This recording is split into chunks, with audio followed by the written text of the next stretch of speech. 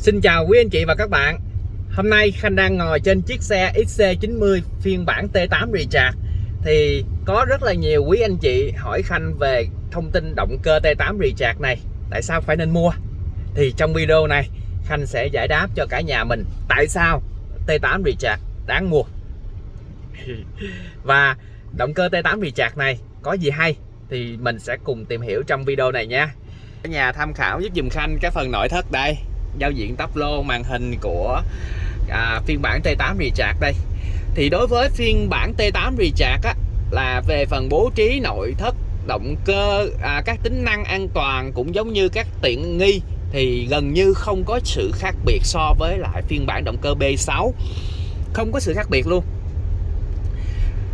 Đối với cái động cơ T8 Recharge thì nó sẽ có thêm cái phần massage lưng ghế của ghế tài xế, hai ghế phía trước có thêm massage thôi, còn thông hơi, sấy ghế thì cái phiên bản B6 nó có, còn nó chỉ thua cái phiên bản T8 Recharge này ở phần massage thôi nha. B6 thì sẽ không có massage, còn các tính năng khác về an toàn, khả năng vận hành thì nó giống nhau. Đối với giá bán thì phiên bản T8 Recharge này sẽ có giá bán là 4 tỷ 490 triệu, còn phiên bản động cơ B6 thì giá bán nó là 3 tỷ 950 triệu. Thì lệch nhau như vậy thì quý anh chị nên chọn xe nào? Đây là video sẽ giải đáp cho câu hỏi này. Và để lăn bánh được phí biển số Hồ Chí Minh thì quý anh chị tham khảo trên màn hình giúp dùm Khanh. Chi phí lăn bánh cũng giống như là cái số tiền mà quý anh chị có thể trả trước khi mua xe. Còn cái chương trình mà mua qua ngân hàng với gói lãi suất cố định 7 năm, 8 năm không đổi thì nó đã kết thúc từ tháng rồi. Thì tháng này thì mình chỉ còn cái gói tối ưu nhất, đó là gói cố định 3 năm không đổi thôi, là 8.5 cố định 3 năm không đổi quý anh chị nha. Thì mọi chi tiết mình có thể liên hệ Khanh số điện thoại 0788 555 444. Khanh sẽ giải đáp và chia sẻ các thông tin về xe cũng giống như chương trình mua qua ngân hàng cho quý anh chị nếu quý anh chị đang cần. Còn về chương trình sử dụng xe cũng giống như bảo hành, bảo trì thì Volvo vẫn duy trì cái chương trình, đó là quý anh chị mua xe Volvo thì sẽ được miễn phí bảo dưỡng 3 năm, thì nó có giới hạn km. Thì 3 năm đó quý anh chị sẽ được miễn phí tiền công và cả tiền vật tư luôn, mình không phải trả bất kỳ cái chi phí nào cho cái việc bảo dưỡng của chiếc xe. Còn xe của quý anh chị đi sẽ được bảo hành là 3 năm không giới hạn km nha. Còn riêng có một cái chi tiết nhỏ, đó là cái phần bình, cái bình điện 12V á, nó gọi là ắc quy á, thì nó sẽ bảo hành là có giới hạn km là 1 năm. Rồi thì mọi chi tiết thì Khanh sẽ giải đáp thông tin thêm cho quý anh chị. Bây giờ mình sẽ đi vào là cái phiên bản động cơ T8 Recharge này là có gì hay. Quý anh chị có thể nhìn trên đồng hồ đây, Khanh đang chạy chế độ Hybrid. Thì trong cụm đồng hồ của mình nó sẽ có hai phần, đó là phần pin và cái phần cây xăng. Cái phần pin ở phía trên nó sẽ thể hiện là số km của quý anh chị còn lại đi được bằng động cơ điện. Rồi cái phần phía dưới thì sẽ thể hiện là số km còn lại đi được tương đương với lại cái lượng xăng còn trong xe, tức là chạy xăng thì được bao nhiêu, còn lại 230 km nữa là hết xăng. Còn phần điện ở trên thì do Khanh đã chạy vắt kiệt cái phần điện rồi. Rồi bây giờ Khanh sẽ giải đáp lại cho quý anh chị về cái động cơ điện. Thì động cơ điện mình sẽ có 4 loại chứ không phải là một loại, hai loại giống như quý anh chị thường thấy. Khanh xin phép chia sẻ lại động cơ điện nó sẽ có 4 loại. Loại đầu tiên nó gọi là động cơ Mid Hybrid, thì nó sẽ gọi được trang bị trên cái xe động cơ B6 của Volvo, và một số hãng có cái hệ thống điện 48V. Động cơ Mid Hybrid nó sẽ có tác dụng là giúp cho xe tăng tốc, giảm tiêu hao nhiên liệu, bởi vì cái bộ pin nó rất là nhỏ. Và bộ pin của Mid Hybrid nó sẽ được nạp đầy bằng cái việc quý anh chị phanh, chỉ cần 8 giây là nó đã nạp đầy pin. Và nó có thể giúp cho quý anh chị tăng tốc trong vòng 10 giây để bổ trợ cho động cơ điện, để giảm cái tiêu hao nhiên liệu lúc quý anh chị tăng tốc. Đó là cái tính năng của động cơ Mid Hybrid. Rồi đối với cái xe có hệ pin to hơn Mid Hybrid, nó gọi là động cơ Hybrid. Thì động cơ Hybrid hiện tại là Volvo không có phát triển động cơ Hybrid. Động cơ Hybrid quý anh chị sẽ thấy trên các xe của nhà Toyota, cụ thể là Toyota Cross, rồi Toyota Camry, rồi quý anh chị sẽ thấy trên Lexus RX 350h, rồi LS 460h, vân vân. Cái nào có chữ H phía sau nó gọi là hybrid. Thì tại sao mà gọi là cái xe hybrid?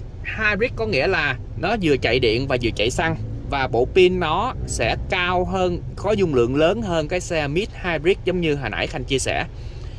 Và với động cơ điện nó có thể chạy hoàn toàn bằng điện nha, nhưng ở quãng đường chỉ khoảng tầm 3 km là hết điện. Và nó có giới hạn cái tốc độ xe là khoảng 40-50 km/h là tự động nó sẽ chuyển qua động cơ xăng.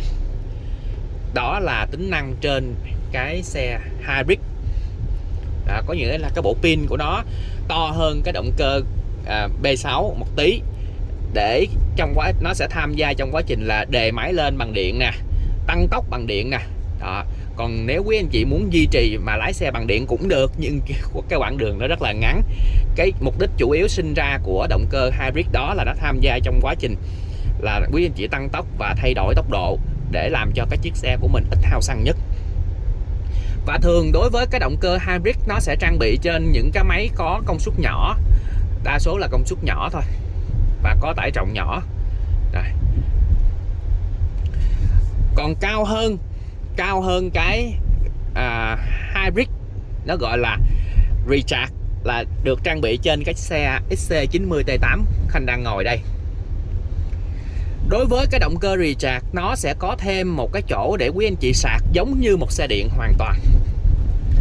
Rồi, động cơ Recharge có một cái đặc tính đó là quý anh chị có thể đi được hoàn toàn bằng điện ở quãng đường có thể lên đến 50 km.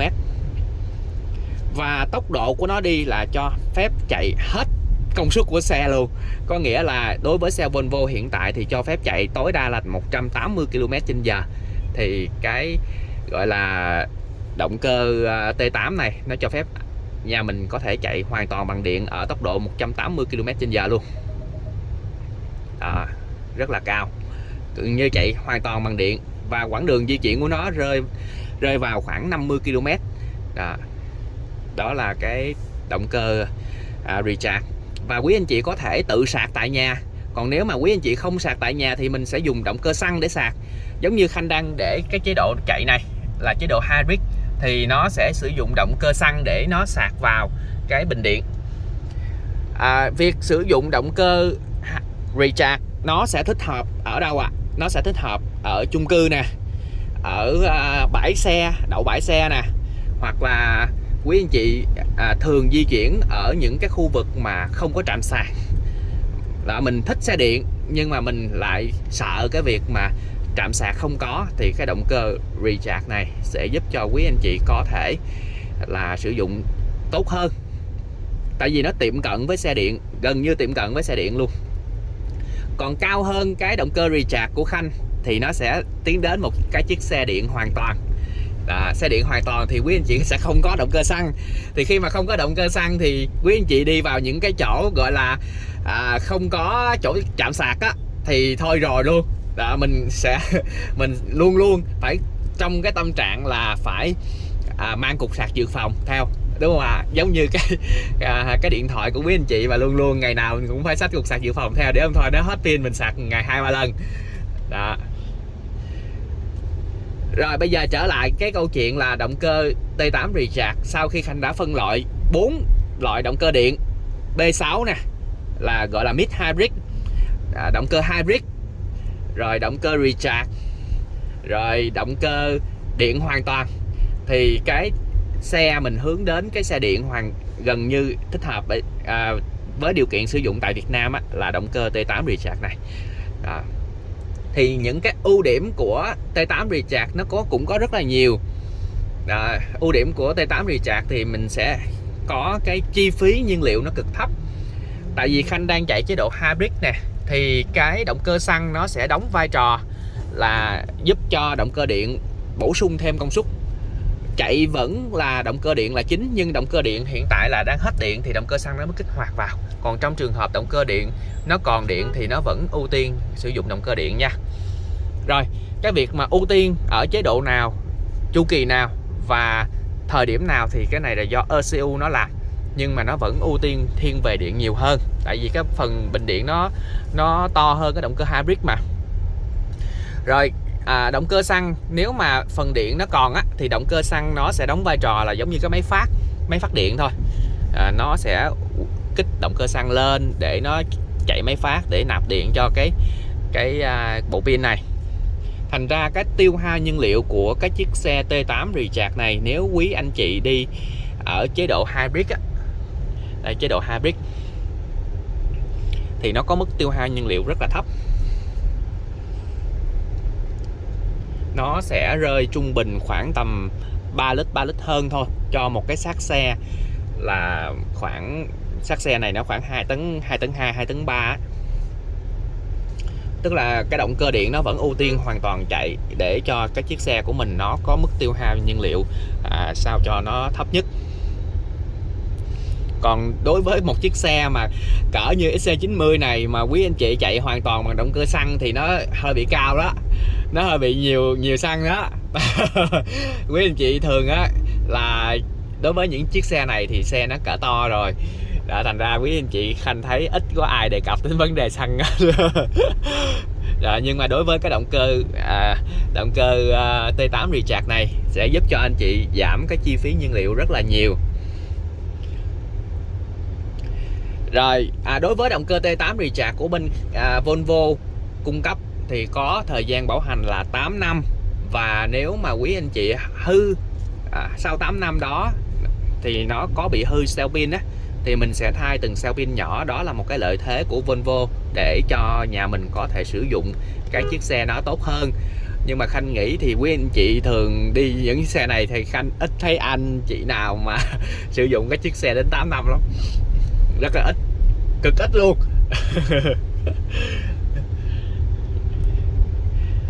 Rồi, bây giờ mình quay lại cái câu chuyện là cái cơ sở nào để Khanh chia sẻ là nó chạy khoảng 3 lít hơn. Thì giống như hồi nãy Khanh có nói là ưu tiên vẫn là động cơ điện. Động cơ điện chạy kết hợp với động cơ xăng thì khi mà mỗi cú tăng tốc của xe mình á, mỗi cú tăng tốc vào thì nó sẽ được ưu tiên một là động cơ điện. Nếu cú tăng tốc đó động cơ điện nó vẫn không đáp ứng đủ thì động cơ xăng nó mới kích vào. Xe T8 Recharge thì cái chân sau, tức là phần cầu sau sẽ chạy bằng điện và cầu trước nó chạy bằng xăng. Thành ra quý anh chị sẽ không nhìn thấy được là cái trục cắt đăng ở dưới gầm xe đâu.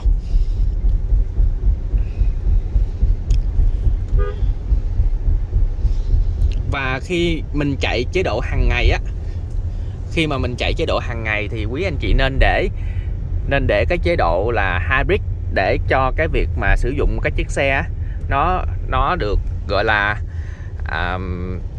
theo cái hệ thống lập trình. Còn nếu mà quý anh chị muốn chạy điện hoàn toàn thì mình sẽ chuyển qua cái chế độ là Pure.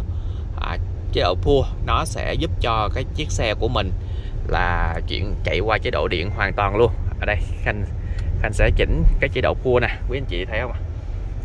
Pure là điện hoàn toàn. Còn hybrid nó gọi là everyday, tức là chạy hàng ngày á.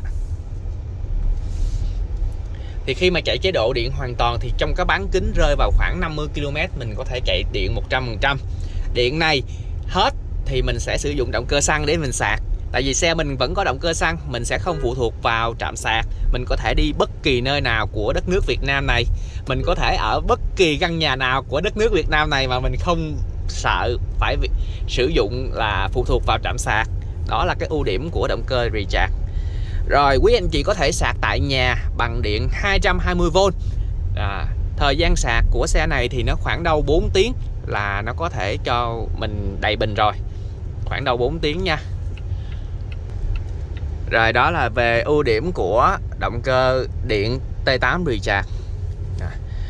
Một cái nữa là cái chiếc xe Volvo thì các xe đều được trang bị hệ thống Adaptive Cruise Control, có nghĩa là nó sẽ giữ khoảng cách với xe phía trước, rồi tự động phanh nếu xe phía trước phanh, rồi chạy nhanh nếu xe phía trước chạy nhanh, rồi nó sẽ giữ làn đường, tức là đường của mình đi nè, nó sẽ có vạch kẻ mà nó rõ ràng hai bên á, thì cái chiếc xe mình sẽ giữ làn đường để giúp cho mình đi lúc nào cũng nằm ở giữa hai làn đường hết, nó sẽ an toàn hơn và nó sẽ tự động đánh lái luôn. Đó là những cái ưu điểm mà của một chiếc xe Volvo mang lại cho quý anh chị.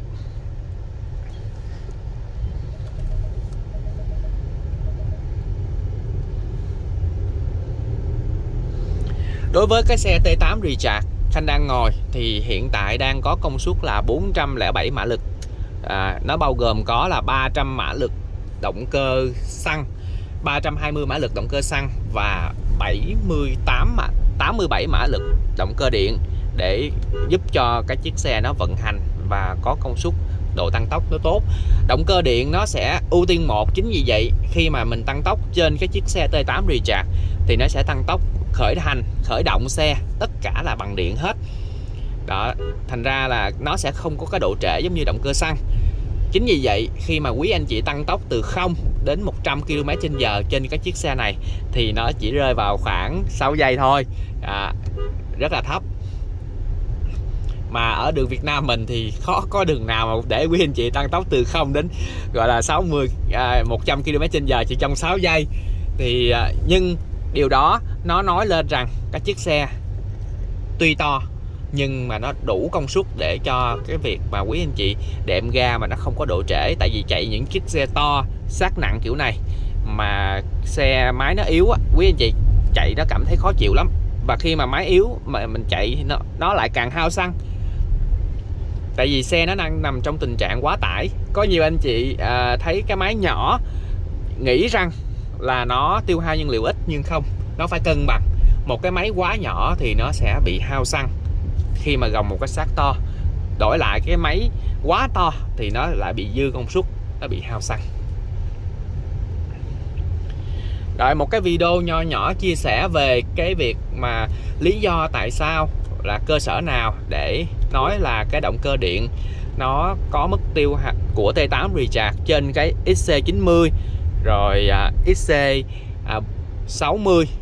Hiện tại là bên Khanh chỉ có hai loại xe đang có sử dụng động cơ T8 Recharge thôi, đó là XC90 và XC60. Thì cơ sở để Khanh chia sẻ cho nhà mình là mức tiêu hao nhiên liệu của xe nó chỉ rơi vào khoảng 3 lít cho 100 km chạy. Đây là những cái mà Khanh muốn gửi đến cho cả nhà mình. Còn chính xác bao nhiêu thì nó sẽ phụ thuộc cụ thể vào chân ga của từng anh chị. Giống như Khanh có thói quen Khanh dậm ga sâu vào thì không thể nào Khanh đi 3 lít được, nó phải là 3 lít mấy, 4 lít. Nhưng với cái con số mà cái chiếc xe to như vậy và công suất 400 mã như vậy mà quý anh chị đi chỉ có khoảng 3 lít 4 lít thì nó quá khiêm tốn. Nó sẽ tiết kiệm cho quý anh chị rất nhiều cái chi phí gọi là về nhiên liệu nha. Rồi, cảm ơn cả nhà. Nói thì hơi nhiều, có thể là nhà mình nghe nó hơi chán, nhưng mà đây là thông tin Khanh muốn gửi đến cho cả nhà mình về công nghệ, cũng giống như là thông tin của động cơ T8 Recharge, một trong những cái loại xe duy nhất trong phân khúc xe sang có động cơ điện. Cảm ơn cả nhà mình đã quan tâm theo dõi các video của Khanh. Xin chào và xin hẹn gặp lại. Bye bye.